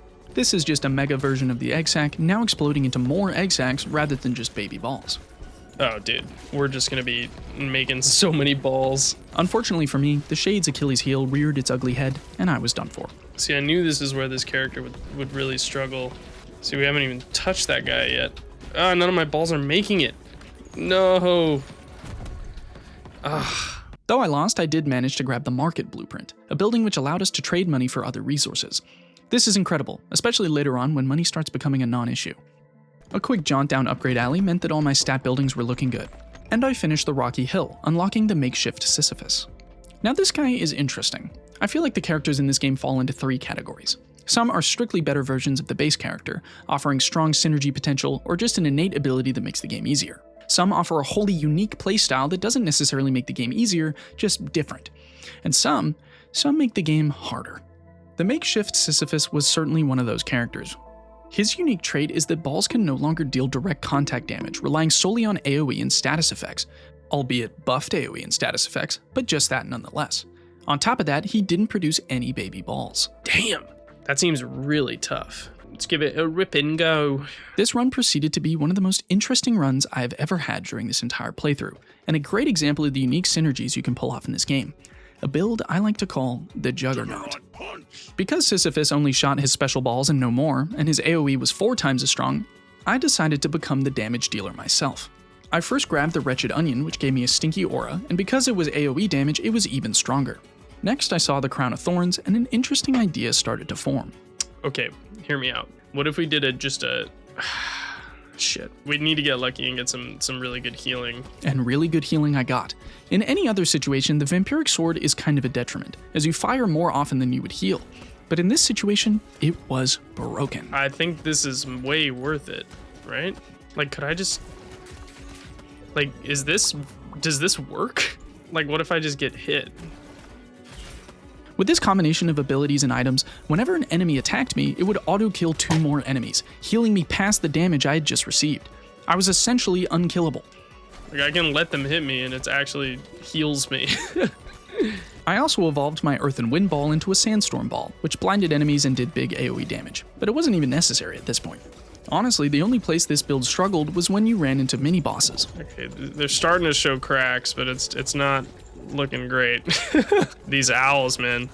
I mean, if things keep spawning, theoretically I should be able to keep healing through. Okay. I don't know how this is working. I just have insane heals, bro. Yeah, I'm just healing. I'm healing so much. And of course, the final boss. Because there wasn't many enemies being spawned in, suddenly I wasn't healing back all that damage the vampiric sword was doing. See, this is what I was worried about. But with time and patience, I took him out. This is gonna be a slow fight. Ow. Ow. Oh my god, this is taking forever. Ow. Okay, I'm being stupid. Oh my god, please die. There we go. Jesus. During the run, I also picked up the bank, which increased my gold gain, the magnet factory, which increased my pickup radius, and the spa, which allowed me to spend gold to immediately harvest again. Oh, that's really good. Back at home, I had a bunch of new buildings, but not a lot of space. I think I need to expand. Uh-oh. I don't got enough money. Jesus. I'm really gonna have to do some finagling here. Okay, here we go. Yeah, Upgrade Alley was getting a little tight. Look at all this stuff I got. Next, I wanted to give the matchmaking ability a try. So how does this, I do wonder how this works. Let's do the two basic boys. And I wonder if it counts for both of them if we succeed. Like, does it make it harder, or I'm very curious. Because this kind of just seems like a huge upgrade. Like, is this going to count as 2 gears? Is this going to count as, there's so many questions I have. So yeah, this is kind of just a huge upgrade. When combining 2 characters, you are functionally playing both at the same time. Same starting gear, beating the level counts for both, and any unique traits they have also combine. This can lead to some crazy cool playstyles. Going forward, I pretty much exclusively play this way. Considering I have to beat every single level with every single character, it just made sense. The basic boy run into the fungal forest went fine, I guess. I grabbed this new building, the Jeweler, which increases our starting ball level to 2, and I evolved my burn and iron ball into a bomb. Yep, it's a bomb. It does exactly what you think it would do. I have a sneaking suspicion. I saw an achievement to make a nuke. And I have a sneaking suspicion it's going to be like poison and the bomb. But despite that, I was eventually overrun. Poison did not come. It's about to be curtains. Give me the health. Give me the health. Yep. Oh, levels up both of them too. So why would I not do that? Why would I not have take out 2? That just seems really good. Good question, Angus. Back up the lift, New Balbalon was getting really cramped. New York City style cramped. Fucking New Delhi style cramped. Okay, I need a lot more money. I need to expand. So I built another gold mine and headed back into the pit. I tried to give the basic boys another go, and this run went interestingly. Very early on, I got burn, iron, and poison, so I was ready to test my nuke theory. And for some reason, I also grabbed the vampiric sword. This meant I was constantly oscillating between almost dying and being at full health. Not smart. Especially because I was building cornucopia. Extra not smart. In good news, my hunch was correct, and I made the most horrific killing weapon the world has ever seen. I have become Ball, destroyer of pit. Nuclear bomb. Holy crap. I also found this blueprint for the Roadkeeper, which increased my movement speed during harvests. I'm kind of confused by this run. I don't really know how I'm alive. Surprisingly, not that surprisingly, I literally have a nuclear bomb. There's so much going on. I made it all the way to the boss and died. Shit! At the surface, Balbalon was in dire need of expansion, so I hatched a get-rich-quick scheme. Okay, here's the plan. We're gonna rearrange this, and we're just gonna go. Okay, so what exactly is stopping me from doing that? Oh, it increases every time. Even though it wasn't exactly infinite money, the plan was still very good, giving me enough to expand. This money-making method became my new strat for the rest of the game, by the way, making it much easier to farm upgrades and get coin. Once I had money, I could just buy all the other resources, so it was definitely the best move. With my new space, I did some expert Tetrising, keeping all stat buildings at the back and building my little town square up close. I tried to make the basic boys work once again, and this time, finally, it did. Probably in large part because I created a literal black hole. To get the black hole, I first made the sun, which was a combo of burn and light. This ball blinded everyone who saw it and inflicted burn. I then almost died. Oh shit. Uh-oh. This is terrible. Oh no. I'm fucked. How do I get out of here? That was so bad. And after that, I got a dark ball and evolved that with the sun to create the black hole. This ball insta-kills whatever it hits, which, I mean, it makes sense. It is a black hole. Unfortunately, it does also have a fat cooldown, which I was not happy about. Oh, what? That's not good at all. That kind of just ruined all my synergies. That's terrible. Like, great, I can kill a guy in one hit, but shit, that's actually really bad. I'm kind of fucked now. I need to upgrade this fast so that the cooldown isn't so bad. Well, actually, I'm gonna get the flame so that the Midnight Oak can proc again. And the Desert Oak. I mean, I don't know. I don't want to look a gift horse in the mouth. It just doesn't seem optimal. See if I could blend it with another thing and like make it have area of effect or something. Like that would be crazy. Fortunately for us, the Shroom Swarm is truly one of the easiest bosses. I mean, I've just been kind of destroying them. There we go. Woohoo! With that win, I got the Casino, which reduces reroll cost, the Abbey, which increases XP gain, and the two gears I needed to make it to the next level. Yeah, the Matchmaker ability was definitely worth using, as it also marked the Fungal Force complete for both characters as well. That is huge. Okay, that is actually so unbelievably massive. I then did a horrible build run. Oh no, we got stuck. That was terrible. Tried again with a much better formation. Lovely. And sold some wheat so I could expand out into the top left. In need of some cash, I went to plundering, heading out to the Fungal Forest with the Repentant and the Empty Nester. They synergize together alright, but I'll find a much better companion for the Repentant later, don't worry. Either way, this run was very strong and showed me just how good the freeze condition can be. Can't even move, dog. Almost feels unfair. It got even stronger after I got the Maggot Ball. This combined the Broodmother and Cell Ball and infested enemies with maggots. Once these enemies died, their corpses would explode into a glorious mess of baby balls. This paired with any baby ball related item is extremely strong, and I guess this Blood Wraith was pretty cool too. With that, the Shroom Swarm went down easy as always, and I was rewarded with the Mansion and the Necromancer Blueprint. Once built, this would allow me to respawn once per battle. Wow, that is really strong. Holy moly. That seems like a must build. At this point, Upgrade Alley kind of morphed into an upgrade strip mall, but the strategy was still very effective. Venturing out again, I finally discovered the God combo. Let's try the two. My two goats. The Repentant and the Embedded, who were already strong on their own, made a fantastic combination, with the Embedded's ability acting like a natural ethereal cloak. With this powerful duo, it was time to tackle the gory X grasslands, and I'll let Past Angus describe the enemies to you.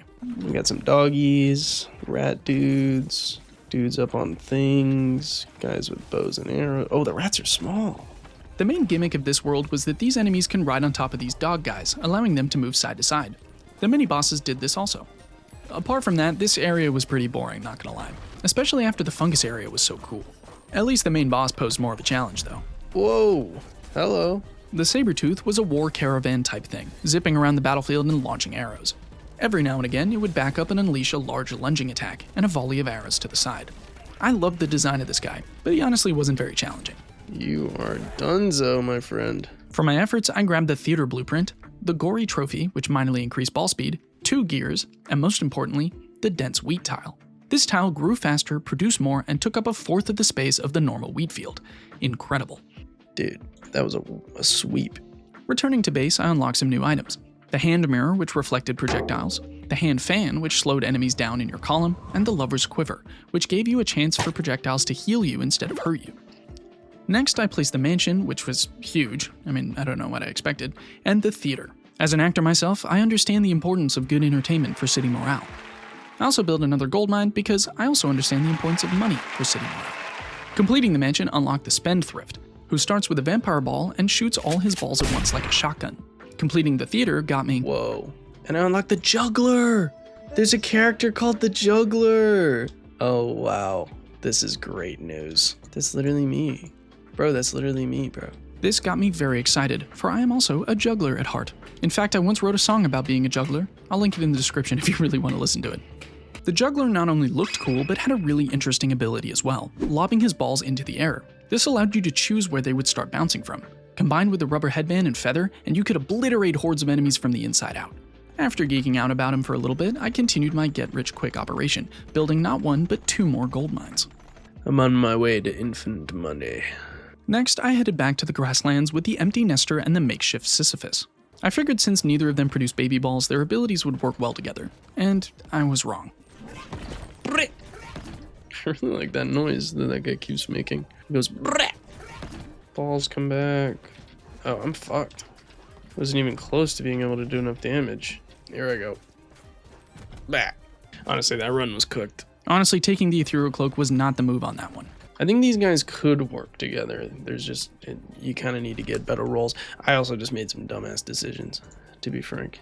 I generated a bunch more money to make myself feel better and went on an upgrade spree, replacing a bunch of wheat with dense wheat.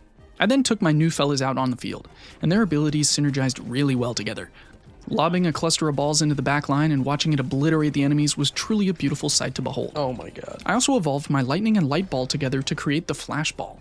This worked in a similar way to the flicker ball, minorly damaging all enemies on screen every time it hit an enemy, as well as blinding them. Holy crap. Oh my god. Dude, this combo is so excellent. Okay, time to cheese. Okay, yeah. This boss fight's pretty much over. Yes. Oh my god. Yeah. With that, I got 2 more gears, unlocking the next level, the Gambler's Den, which gave me 2 free rerolls, the Monastery, which unlocked a new character, and the Gatherer's Hut. This building allowed me to station a worker inside, that it would then send out to automatically harvest every 10 minutes or so. This is really, really good, but honestly I never bothered to set it up. Whoops. With my lift now at level 6, I could move on to the Smoldering X depths. But before that, I needed to expand yet again. My shit's becoming bigger. Upgrade Alley made a brief appearance, and after finally getting enough stone, I built the Iron Fortress. This unlocked the Shield Bearer. This ironclad hunk starts with the Iron Ball and holds a shield out in front of him. This essentially turns the game into Brick Breaker, with the added bonus of 100% more damage every time a ball bounces off the shield. I loved how unique this guy's playstyle was. I also finished construction on the Monastery, which unlocked the Flagellant. The Flagellant started with the egg sac and allowed balls to bounce off the bottom of the screen as well. This paired very nicely with abilities like the Bottle Tornado or Rubber Headband. Heading out once again, I wanted to try the Shield Bearer. That seems awesome. What would that pair well with? Maybe this? Low-key? I figured that the Shade would make a nice pairing, as firing from the back would allow me to instantly bounce my balls off the shield for bonus damage. It does work. Okay, this has the potential. I also wanted to give the new level a try. I want to see what's up with these new digs. The Smoldering Depths was a return to form, offering a bit more complexity and a lot more challenge. In this zone, the common fodder were dragons, with the occasional flame-spitting dragon. Alongside them were these grub enemies, which split apart when you killed them, and these grub mother enemies that consistently spawned more grubs. The mini-bosses were first a giant grub, which split apart even more once you defeated it, and a flame-spewing dragon. As for the environmental hazard, we had these magma spots. These burnt you when you walked over them, but also lit your balls on fire when you shot through them. This seems like it would be beneficial, but it seems that enemies here had a natural resistance to fire, so it actually weakened your attacks. My first run here did not go great, with this combo starting off very effective and quickly falling into the ethereal cloak trap. Uh-oh. Okay, things are kind of getting away from us here. Oh, this build was kind of cool, but like it kind of works, but is also fundamentally a little flawed. I don't have any healing. I don't know how I'm alive right now. I'm dead. I'm so dead. I'm cooked. What? It's just not doing enough. Like, it's doing a lot, don't get me wrong. It's just not doing what I need it to do, which is not result in me dying. But it wasn't all gloom and despair. Upon reaching level 4, the Shield Bearer's building gained an incredibly useful upgrade. Whenever someone bounced off the Iron Fortress during harvest, it would apply +2 build points to all nearby scaffolds. This became integral to my harvesting strategy going forward. Back at home, I built another gold mine, because why the hell not? Infinite money glitch. That was crazy. Like, it feels really silly, but it's low-key the move. Another one. Fuck it, we harvest again. Another one. And we upgrade, and we harvest again. Another one. What am I doing with all this money? I have all this money, but what do I do with it? I guess we expand. Next, I tried comboing the Flagellant and the Broodmother, thinking it would lead to some baby ball chaos. I also discovered that some characters simply can't be paired with others, which makes sense. And the main goal of this build is going to be baby balls and baby ball spawn rate, and just getting as as much shit as possible. Honestly, bounce speed would be huge as well here. The build started okay, then I got the Radiant Feather and it was cracked. I called this build Lasergeddon. Oh my god, the launch speed is crazy. Dude, if we get Warhorn, like, this is just, like, it's gonna be insane. There it is. Oh my god, it's actually stupendous. How would this work? I'm very curious. Spawned balls from Spider Queen have the same properties. What? Oh my god, that is so crazy. By the time I got to the boss, I was rocking 2 Spider Queens, and every time I hit the fire button, I would blind myself. Speaking of the boss, this is the Dragon Prince. His MO is flying around the battlefield and spitting fire, and that's about it. He stood absolutely no chance against this build. Whoa, he's really flying. Is he gonna do this the whole time? Is that the vibe? I mean, I'm just melting this guy. Holy moly, dude. With the Smoldering Depths complete, I got another huge round of upgrades, so get ready.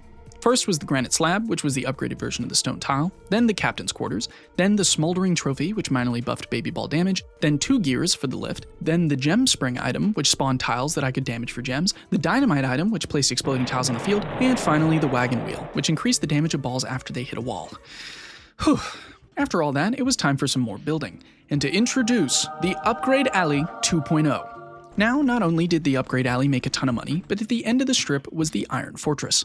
Before I harvested, I would place any buildings that needed upgrading around the Iron Fortress and they would be completed in no time. I mean, that was immediate. Yes, this setup was my pride and joy, and I used it for the rest of the playthrough. I ran a couple more harvests, upgrading a ton of my buildings and building another gold mine. With the Captain's Quarter complete, I had unlocked one of the final 3 characters. What's your vibe? Retired general experience randomly battles become turn-based? Hold on. What? But before I play him, I wanted to go and collect some blueprints I had missed. I figured the upgraded forest tile might be in the fungal forest, so I headed there first. I comboed the co-inhabitant and the embedded this time, and they were a frightful combo to say the least. I built Lasergeddon again, this time with the radiation beam, and it was glorious. Oh my god, it's so beautiful to watch. This game is so addicting. Oh my god. Bro, it's like I'm at a Tame Impala concert. Ooh, actually, you know what? I like that. Let's call this build the Tame Impala Concert instead. This final boss is just gonna be melted, I'm afraid. All our balls are stuck up there. Oh, there we go. What is happening? Yeah, the Tame Impala Concert made light work of the swarm. It was a pleasure playing with y'all. And I received Laboratory. I really thought we were getting the forest, the tree. Quickly building the laboratory, I unlocked the second last character, the Physicist. This kooky guy started with the light ball, and his balls were affected by gravity, falling towards the back of the screen. This was a super wacky way to play that I thoroughly enjoyed. After that, I continued to upgrade a ton of stuff with the Upgrade Alley 2.0, raking in the cash and making my lads stronger than ever. Now, going into every single run, my base ball would start at level 3, my partner ball would start at level 2, and all my stat scalings were B or higher. Incredible. Next, I wanted to try the Physicist, so I took him to the Smoldering Depths with my best boy, the Repentant. Whoa, this is so crazy. What? After grabbing a fusion reactor, I spied a new evolution, which kind of looked like a lollipop. Whoa! Okay, yeah, that makes more sense. The laser beam combined the laser and the light ball, with the lasers now inflicting blindness. It also looked awesome. It's like I'm at a Tame Impala concert. Did I make that joke before? I think I did. In this run, I also found the Candlemaker blueprint, which means fission upgrades will do a minimum of 2 upgrades. Okay, that's so good. I was especially excited about this because there was nothing more disappointing than ripping a fission for a potential of 5 upgrades and only getting 1. Despite making the brain-dead decision to evolve an Assassin Ball, Oh wait, this is kind of bad. That was really not good. when backstabs with this character were literally impossible, I still minced the Dragon Prince. This gave me the War Room, which allows characters to complete levels on their own, Huh? How does that work? the Wishing Well, which adds a small chance to get extra upgrade points when leveling up, and the last 2 gears I needed to move on to the next layer of the pit. With my abundantly full pockets, I returned home and built all my new buildings, and found out how the War Room works. It allows you to send out characters to levels they've already completed, and over a certain amount of time collect resources. I never really used it. Cool, I guess. With 3 undiscovered blueprints in the grasslands, I headed there next, using the tried and true Flagellant Co-Inhabitant combo. Oh, looks like they finally found their third. This run went excellently, with a cell-infused Spider Queen creating sufficient pandemonium. So many balls. Loki. I'm gonna go faster. Oh my god. Oh my god, this is insane to look at. I feel like I'm just going to annihilate this enemy. Oh my god, bro. Yeah, I almost feel bad. With that, I had finally found the Grand Tree blueprint, which gave me upgraded forest tiles, and unfortunately nothing else. The Flagellant did, however, get a very useful perk at level 6, allowing him to mine additional gold in the mines, so off to the stony depths he went. With plenty of gold to throw around, I upgraded most of my wheat, forest, and stone tiles, and I was getting resources aplenty. This is great news. Next, I paired the Cogitator and the Shade together, a classic Artificer Rogue combo, and they did great. What's the choice, man? I like that. Sell. Excellent choices so far, sir. Oh, interesting choice. Not what I would have gone for, but to each his own. The Cogitator yet again was kind enough to share a recipe with me, combining Cell and Earth to create the Overgrowth Ball. This thing is one of my all-time favorite balls, adding stacks of Overgrowth on hit. Once an enemy reached 3 stacks of Overgrowths, it would release a bunch of plants, damaging the enemy and a bunch of surrounding enemies for huge AoE damage. The Cogitator was also yet again making doofus plays left and right. Fusion. Deals 5 times and destroy itself after hitting an enemy. This is not good. Oh, you chose such a bad upgrade, man. That was not a good move. Despite this and a very close boss fight, Well, I'm gonna die. Oh god. Oh my god, do not choke.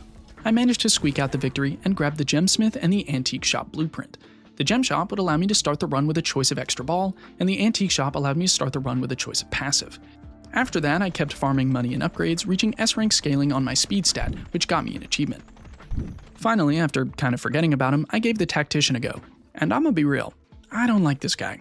His gimmick turns the gameplay turn-based, which, while novel and interesting, also slows the game down to a crawl. It fully becomes one of those mobile games, and compared to the base gameplay, it's kinda boring. The run itself went well, with an early Overgrowth Ball carrying the game. I almost died a few times, but got lucky. Why'd I do that? That was so dumb. Gah. Okay, there we go. And I tried to build the Deadeye Cross, but as if karma was getting me back for saving my butt, the RNG gods were not having it. Come on, bro. Oh my god. Oh my god. That actually sucked. Honestly, the turn-based nature of everything also meant dodging attacks was incredibly easy, so the boss fight was over in no time. There we go. This netted me the Meditation Tent blueprint, which increased the amount of options I had when leveling up, and after this bullshit, I was happy to see it. Upon reaching level 4, the Captain's Quarters also got an upgrade, increasing the bonus given by stat buildings nearby by 1. Whoa, what? That seems really good. With that new ability in mind, I expanded out back and surrounded the Captain's Quarters with all my stat buildings. I kept harvesting gold, upgrading when I could, and things were going smoothly. I then proved yet again I am truly my own worst enemy. I did not mean to do that. Oh, that was so dumb. Now feeling very upgraded and strong, I decided to tackle the next layer of the pit, the Heavenly X Gates. Let's get our classic duo. The Heavenly Gates was another standout area, having some really unique enemies and of course a banger soundtrack. Amos Roddy, you are truly one of the greats. My opponents in this checkered realm were these Owl Angel fellas, with winged variants that could hover above the ground to avoid my balls, bow and arrow variants that had homing shots, winged bow and arrow variants that could hover and shoot at me, these doctor-looking guys who could heal nearby enemies, and last but certainly not least, the Angel Spawn Snatchers. These guys grab and hold onto the first ball that hits them until they're destroyed. That could be a simple baby ball, or your super evolved main damage dealer. Yikes. In my first run, I made it to the first mini-boss, this larger hover variant, dubbed the Restless One. I sent him to the Eternal Slumber real quick, picking up the Carpenter. This building added a whole additional passive item slot. What? Oh my god, that's so crazy. What the hell? Yeah, that was the appropriate reaction. I kept pushing on, struggling to keep the Owl Angel army at bay, barely making it to the second mini-boss, the Wizened Snatcher, who held 3 balls hostage at a time. Luckily, my freeze ball was putting in work and I managed to make it through. But not for long. Oh. Oh. Oh. Ow. Here I go. Unhappy with my performance, I decided it was time to bring out the big guns. The dynamic duo, the goats, the repentant, and the embedded. Do I dare? I dared and it was a mistake and I'm gonna die now. Despite my terrible decision making and permanent 1 health, I made it to the first mini-boss, killed him, and got another revolutionary blueprint. Whoa. The bag maker, once built, would give me another ball slot, effectively increasing our damage by 25%, It's just such a huge buff, you know? I comboed the voluptuous egg sac with a radiation beam, which kinda acted like a mini Tame Impala concert build, and somehow things were working out. Soon enough, the boss was upon me, the Lord of the Owls. This boss had a couple of attacks, but they weren't so bad. A large laser, a volley of homing arrows, a group spawn, and a lunge. The main trickiness of this fight instead came from his hover move, which made the Lord of the Owls impossible to hit. This paired with the constant stream of enemies coming in meant the quicker you finish them off, the better. Luckily, my best boys had no issue, netting me my first Heavenly Gates win. This got me 2 gears, now needing 5 to get to the next level, the Heavenly Gates trophy, which minorly increased passive power, I'm not sure what that means, but sure, and the final character building, the campground. That's our last guy. Oh me oh my. As with every level clear, I also got a few new items to play with. The Ghostly Shield allowed balls to pass through allies, such as effigies, healing them in the process. The Traitor's Cowl, however, allowed allies to be damaged instead, but these hits heal you. And the Ghostly Corset worked similarly to the Ethereal Cloak, allowing balls to pass through enemies, this time dealing extra damage from the side. Finally, we got a new ball, the Charm Ball, which had a chance to seduce the enemies into going up the field and fight their friends. Back on the surface, I built my new buildings, netting me 2 achievements, and our final new character, the Radical. Plays the game and chooses upgrades. Automatic. What? So I don't even need to. Huh? I kind of want to see this. He's just going by himself. What the hell? This is bizarre, dude. Awesome, I unlocked a character who can just play the game by himself. This is great. He's kind of trash, though. Okay, well, I'm gonna let this go, and I'm gonna get ready for work. I gotta go soon. It is not looking good, man. What are you doing? You gotta hit the guy. He's just kind of letting himself get hit, though. Oh, I don't know if that was the move, man.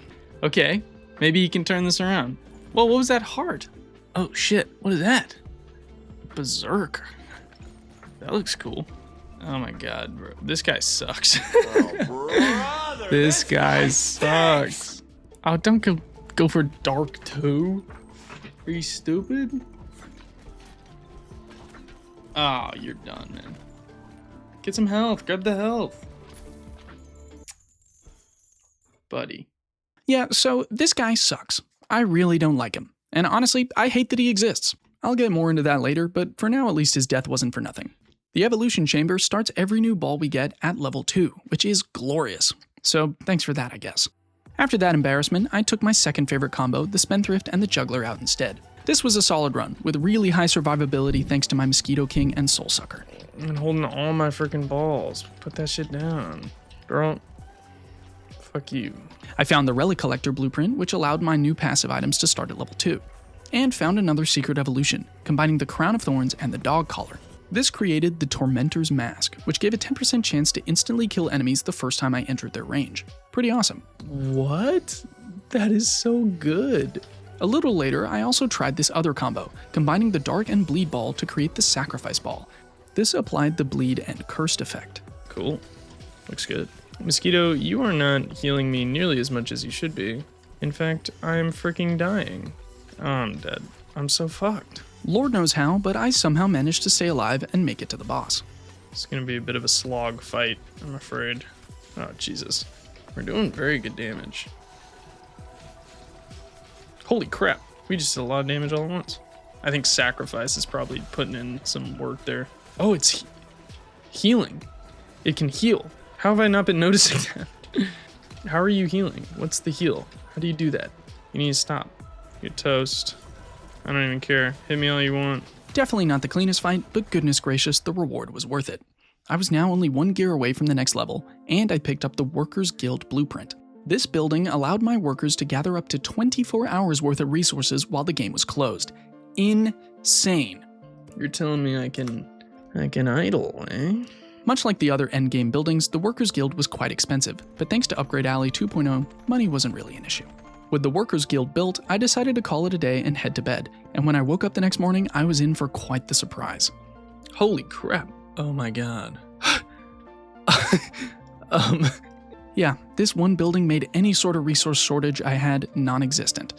I mean, I can essentially get infinite money. Bro, I have so much of it, it doesn't even matter. The game is pretty much broken at this point. New Babylon was truly entering its golden era. With my bountiful supplies, I immediately built the Evolution Chamber and the Relic Collector, grabbing 2 more achievements, then went on a massive upgrade spree. At this point, going into a run, all my stats had S scaling. I started with 2 level 3 balls, an extra level 2 ball, and a level 3 passive. I was beginning to enter unkillable territory. Because of this, I started shifting my objective to seeking out the remaining evolutions. If I was going to 100% this game, I was going to have to find every single entry in this Ballpedia, and I still had quite a bit to go. In my next run, I took out the co-inhabitant and the flagellant, and I was on the hunt. Maybe light? Like maybe there's some light combos we haven't gotten yet. This I have no idea about. Soon enough, I found this combo. Oh, there it is. Oh my god. That's crazy. Boom. Shotgun. The shotgun ball, which combined the egg sac and the iron ball, looked really funny and shot iron baby balls upon hitting a wall. These did big damage but disappeared on hit. Next, I looked for charm evolutions, considering it was my newest ball. I think charm vampire is gonna be something. Maybe charm dark. Okay, what could you be? Could that be charm and electricity maybe? And eventually, I found this ball, combining charm and vampire. The succubus ball had a small chance of charming enemies and a guaranteed chance to heal upon hitting a charmed enemy. Pretty cool. Okay, die soon, die soon, die soon, die soon please, die soon please. Next, it turns out my earlier hunch was almost correct, with this being the Lovestruck ball, combining lightning and charm. Enemies afflicted by Lovestruck had a 50% chance of healing you instead of hurting you when they attacked. Because of all these heals, the rest of the run was a cakewalk, and the Lord of Owls fell before my mighty balls. There we go. With that, I had gathered enough gears to upgrade my lift to level 8, and the final level was unlocked, the vast X Void. I grabbed my favorite lads and descended into the abyss. The vast void was an eerie place. It felt more like I was in space rather than at the bottom of a pit. An endless sea of stars surrounded me, and as I advanced, I fought moon-like creatures. Spiked balls shot meteorites at me, crescent moons ricocheted my attacks in odd directions, and swirling rocks acted as if they hadn't been hit at all. And on the floor, black holes teleported my balls to random places, making it hard to get attacks in. It was a realm of dread, with only the sounds of struck rock echoing throughout the... Okay, I can't keep doing that. I gotta be honest, this area kinda blows. I mean, it's the final area. Don't get me wrong, the aesthetics are really cool, I'm a big fan, but the enemy variety, like the mechanics that are present in this level, are just so lame. Like, this guy's just a reskin of the grub from earlier. And hey, look, the final boss is awesome. We'll talk about that in a second. But everyone else, man, I don't know, it just didn't hit. Anyway, my two favorite guys were crushing it. Just before the first mini-boss, I combined the Dark and Charm Ball to make the Incubus Ball, which charmed enemies and had those charmed enemies curse nearby enemies. This was alright, but I was thinking bigger picture. With both an Incubus and a Succubus Ball discovered, I theorized that you could combine them together to make something even deadlier. Something's gotta happen if you combine Incubus and Succubus. No freaking doubt in my mind. Continuing on, I picked up another conditional item, the Kiss of Death, which had a chance of outright killing charmed enemies once they became uncharmed. I then killed the first mini-boss and found my first infinitely upgradable building, the Warriors Guild, which upgraded my strength stat. Every stat in the game had an associated infinitely upgradable building, and these were the final blueprints I needed for 100%. Next was the second mini-boss, which gave me the fusion reactor I needed to test my theory. Yes. Yes. This was Satan, and as you would expect from the most evil being in the world, he is extremely strong, even in ball form. While on the field, he would apply Burn and the Berserker status effect to every single enemy on screen. This is quite frankly busted. Holy crap. It's literally hits everything all at once. With that, I only had one evolution left to find, and it was a doozy. But before that, I had the final boss to kill. Reaching the end of the vast void, a familiar face entered the field. It was that rat bastard meteorite that took out our beautiful city of Balbalon, who coincidentally is also the moon. Though I love our new city of New Balbalon, I'll never forgive this ugly slab of rock for what it did to our beautiful home. It was time to take revenge. But defeating the moon was not going to be an easy task. In its first phase, the moon is surrounded by little orbiting mini-moons that send out wave after wave of projectiles. Some scatter, some go straight for you, and some home in. At first I thought I wasn't doing any damage, but in this phase each mini-moon had its own health bar, and once you take it out, a chunk is removed from the big health bar. Once all the mini-moons are destroyed, the moon enters its second phase, and the true bullet hell begins. The moon starts spinning around the field, launching projectiles in all directions. Yet again, some scatter, some go straight for you, and some home in. Luckily for me, in this run, I had a fully upgraded Lover's Quiver, which gave projectiles an 80% chance to heal me instead of hurt me. Dude, honestly, the projection healing one kind of saved my ass here. Eventually, the moon fell to the dynamic duo. I was rewarded with the Void Trophy, which minorly upgrades base damage, and got my first achievement for completing every level with a character. And then...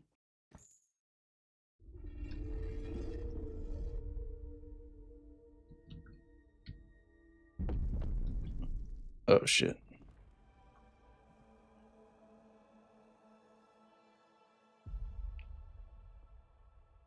Whoa.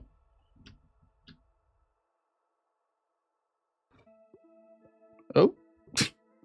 Well, that was nice. Okay. Despite defeating the final boss, it seems we weren't quite done yet. The pits still contain mysteries to be solved. So let's recap. I still had a ton of passive items and secret passive item evolutions to collect, one mysterious ball evolution I was yet to figure out, 15 more characters I needed to complete every level with, and roughly 50,000 more enemies to kill. So let's get to it. First things first, I wanted to get the final ball. To create the legendary Nosferatu ball, I needed to collect 3 regal-themed evolved balls: the Vampire Lord, the Spider Queen, and the Mosquito King. Getting all of these in one run was certainly a challenge, especially with my terrible luck. But thanks to banishing undesirable options and my many rerolls, I was able to make it happen. Finally, it was mine. The Nosferatu ball was incredibly strong, spawning a vampire bat every bounce. These bats would go towards the nearest enemy, doing big damage, and then turn into a Vampire Lord ball. The healing you got from this ball made it essentially impossible to die, much like the decrepit old fart himself. Pair this with a bandage roll, chaos. Want to not die even more? Overflowing Goblet is your guy. With the Nosferatu ball by my side, I quickly killed the moon with my best bud Spendthrift and the Juggler, and just like last time, they walked into the moon and joined their pals in the sky. So I think I gotta put every character in there. Back at home, I sold some of my insane stockpile of stone for tons of money, expanding out all the remaining plots. Next, I took out the Cogitator and the Physicist, because I mean, come on, they look like they'd be best friends, and they cleaned house. A sun-infused succubus, a suncubus if you will, being the standout.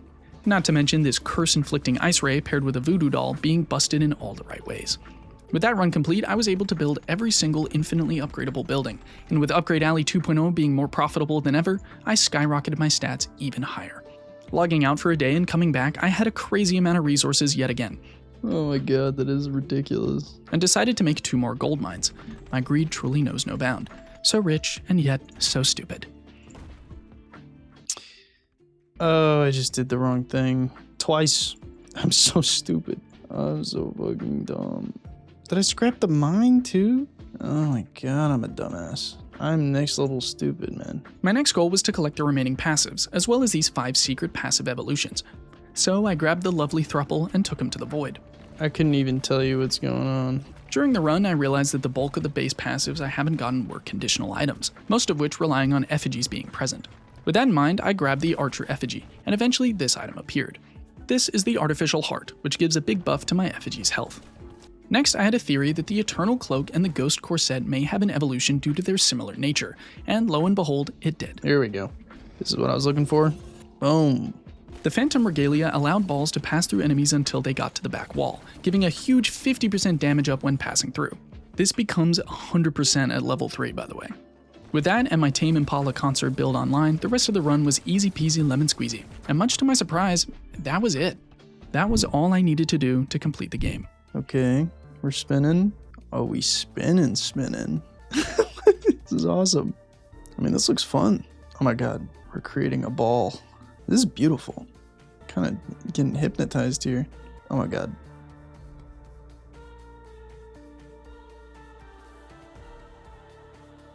Whoa.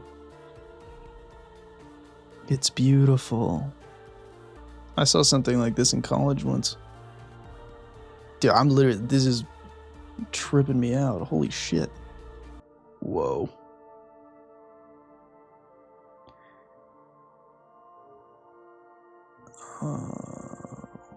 Oh my god.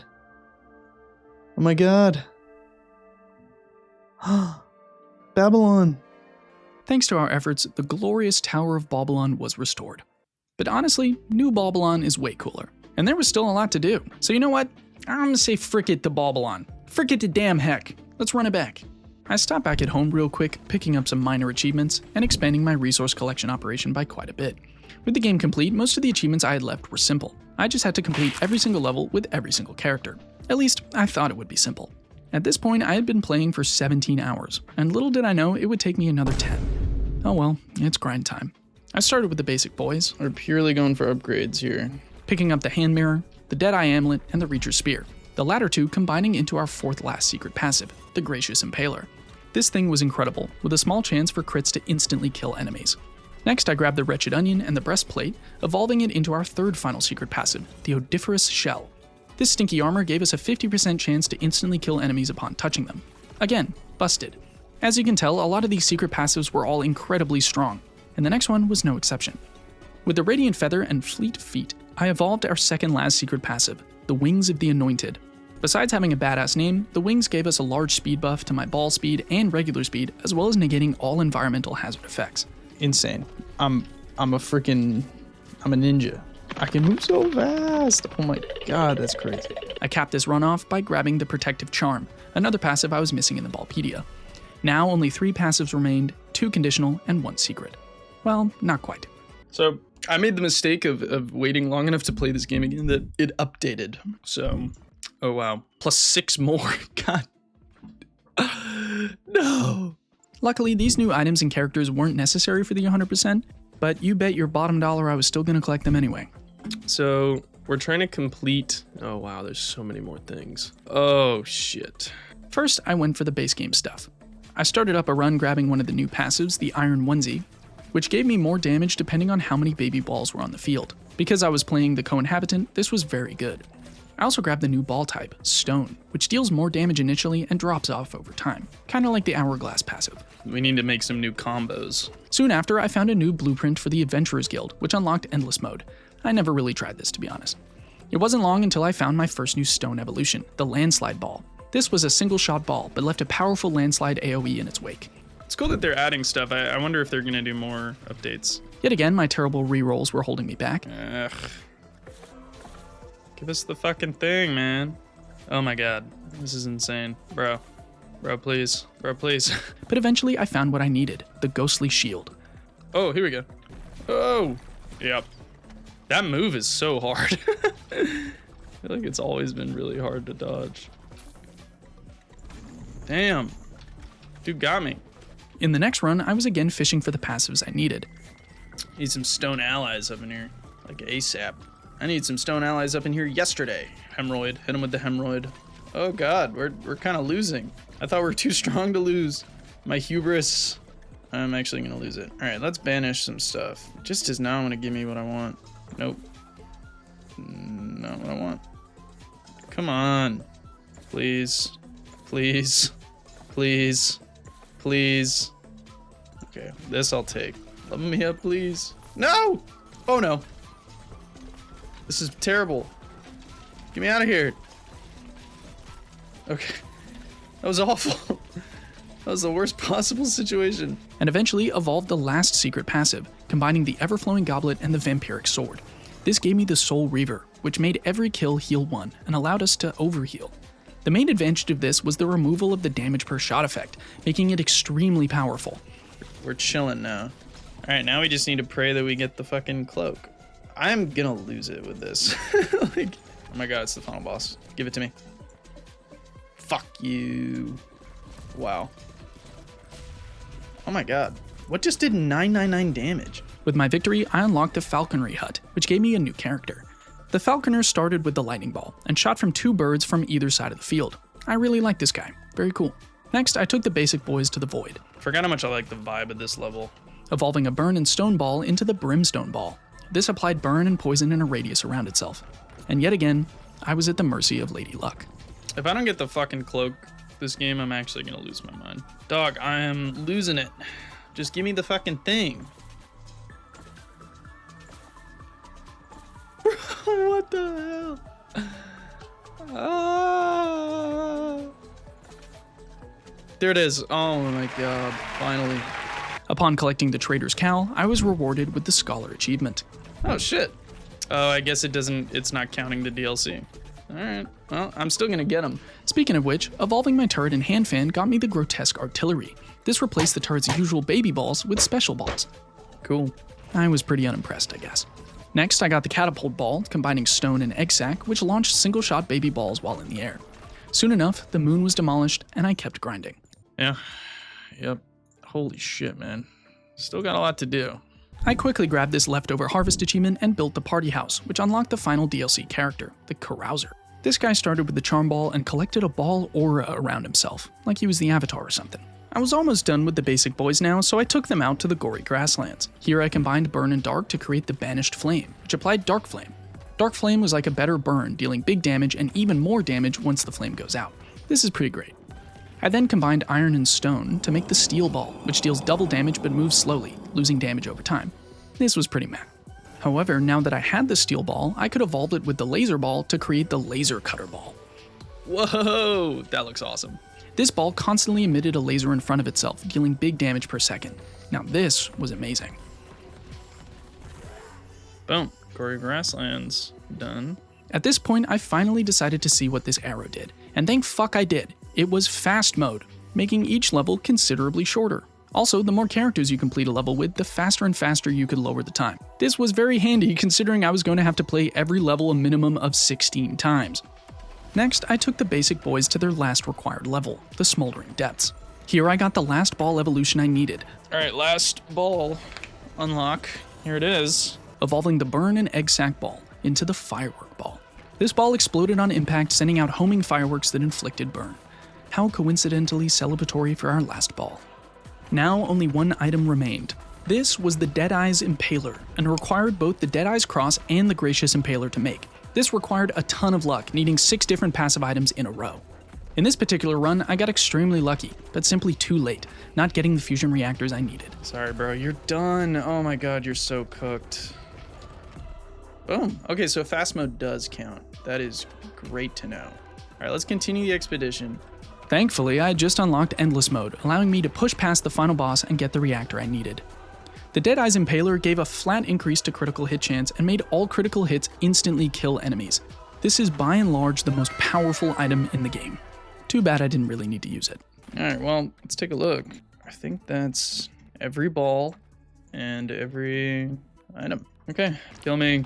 Kill me. Yes. Do it. Do it. So now, we got nothing left to build, and we really just got to beat everything with every character.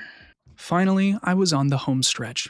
And what better way to close this out than a sick-ass montage? Are you ready to see 10 hours of gameplay in like 1.5 minutes? You better be.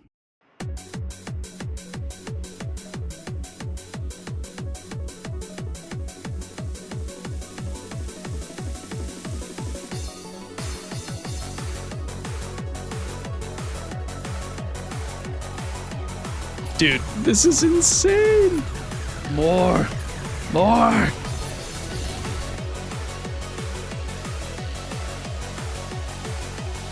Dude, this is insane. Oh my god, what is happening? Juggler is done. With all that done, I only had a few characters and a few levels left. The Flagellant, the Shield Bearer, the Tactician, the Physicist, and the Radical.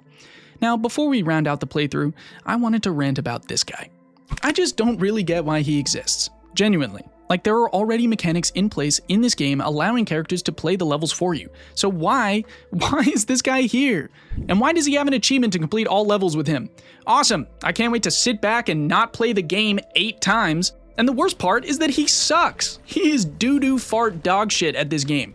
Despite all the upgrades, he still loses sometimes. He's ass. Bro, you suck. I just don't get why you'd want to have a character whose express purpose is to allow the player not to play the game they booted up to play. Like, I was literally folding my laundry while he was getting the achievement for me.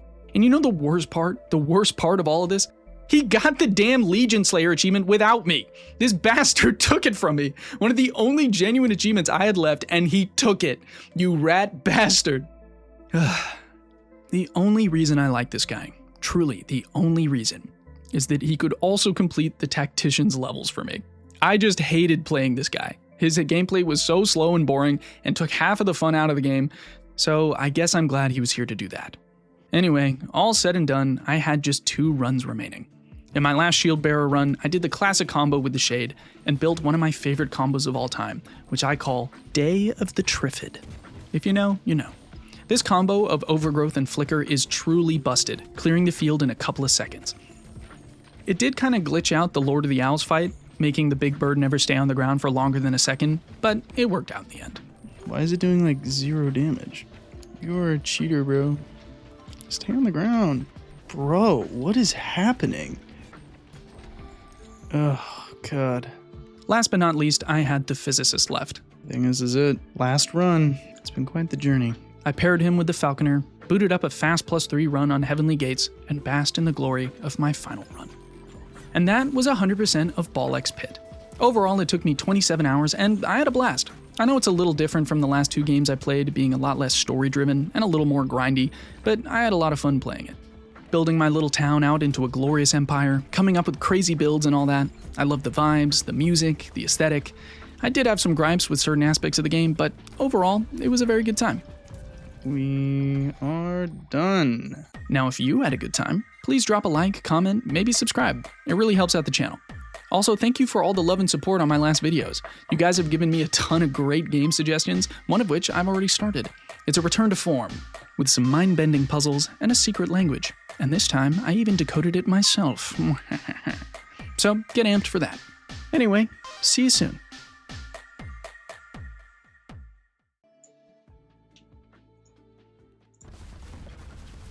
Dismantle all that.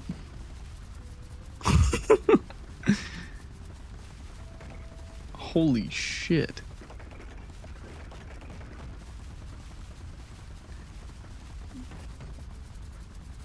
Oh my god. This is kind of beautiful.